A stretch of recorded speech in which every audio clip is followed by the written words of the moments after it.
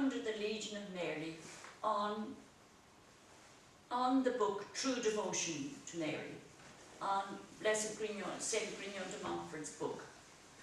He himself says, "It is impossible to believe that the connection between the true devotion and the immediate emergence of the Legion was a mere coincidence.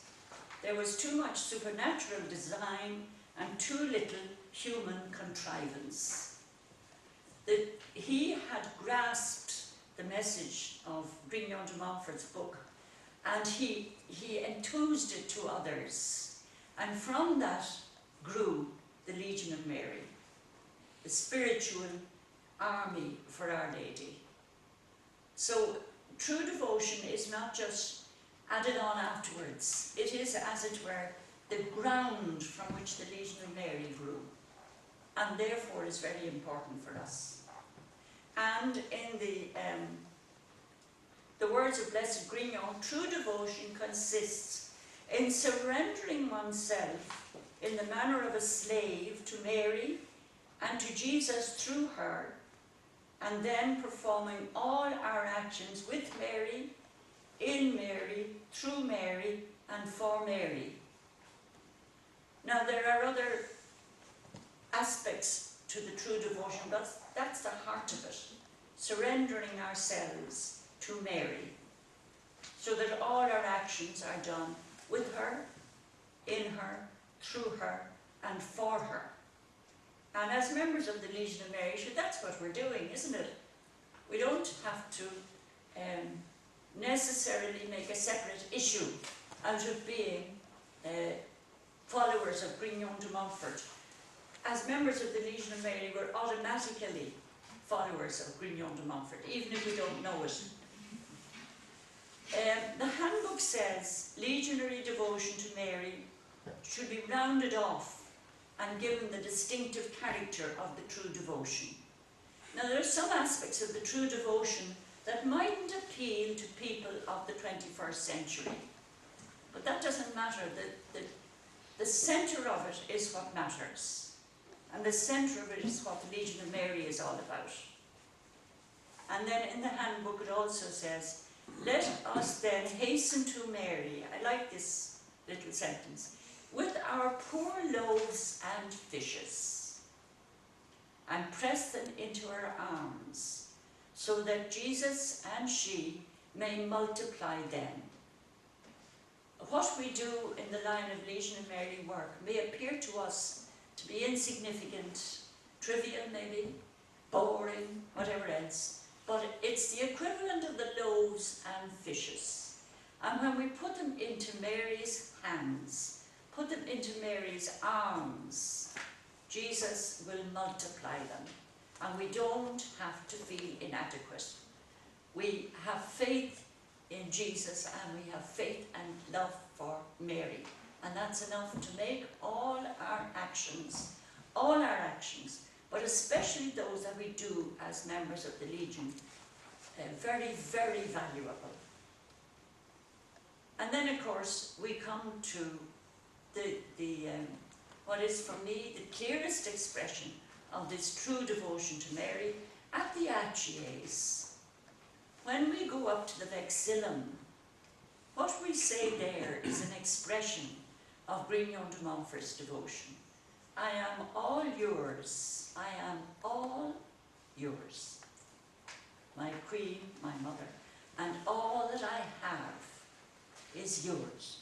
You couldn't put it in simpler and more intense words.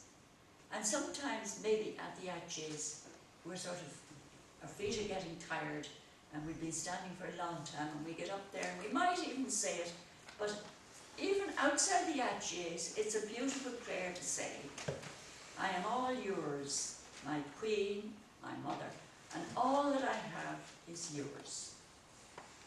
Now I'd like to finish off with just two special little words, which have nothing much to do with the topic in question. It's just the titles of Our Lady. We have so many different titles for Our Lady: Queen of Peace, Immaculate Virgin, you know them all, Our Lady of Lourdes, Our Lady of Knock, Our Lady of Fatima, and so on. But there are two special ones I'd like to pick out tonight. One is the title that Jesus gave her when he was hanging on the cross. He said to St. John, "Behold your mother." So Mary, our mother, is that title. And then there's another one, which is, I think, especially dear to us here in Ireland. At the Council of Ephesus in 431, the title Mother of God was given to Mary. There was quite a lot of debate about it, the Eastern Church particularly, but they finally agreed that Mary could be called Mother of God. Now, it doesn't say that Mary existed before God, but it is a statement of the fact that the child that she gave birth to is God. And that's a very, very important part of our faith.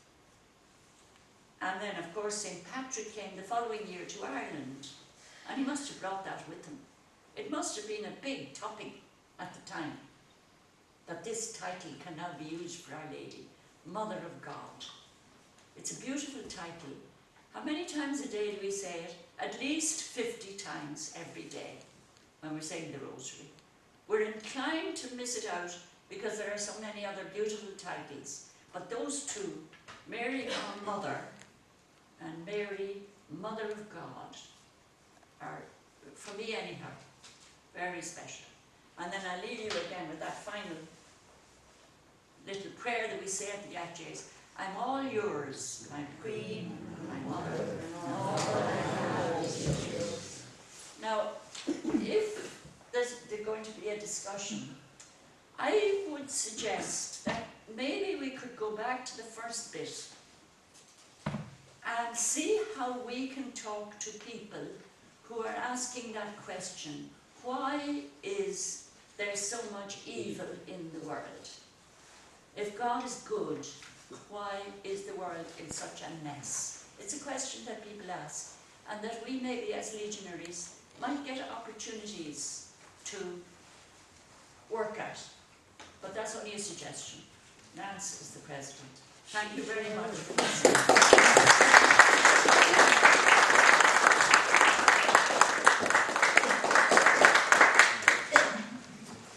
We might realise it now, but I really do think, particularly in our country, if we bring Mary back, if the Legion strengthens itself up, we can really and truly do marvellous things. So now it's over to you to discuss what Strand has talked about.